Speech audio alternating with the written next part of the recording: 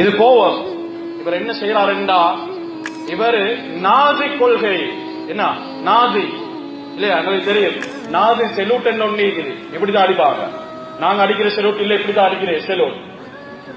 உங்களுக்கு தெரியுமா இருக்கும், அதாவது கிரீக் ஃபுட்பால் பிளேயர் ஜோர்ஜோஸ் கட்டிடிஸ் என்று சொல்லக்கூடியவர் 2013 ஆண்டு மார்ச் 16 ஒரு ஃபுட்பால் மேட்ச்ல 1-0 ரெண்டு டீமும் அதாவது உள்நாட்டில் நடக்கக்கூடிய மேட்ச்ல இவங்க ஒரு சைடுல ஒரு கோல், அவங்க ஒரு கோல். கடைசி 90ஆம் நிமிஷம் இந்த கெட்டிடிஸ் என்றவர் இவருக்கு ஒரு கோல்ட ஆப்பர்ச்சுனிட்டி கிடைச்சிட்டு கோல் அடிச்சிட்டாரு, வெற்றி.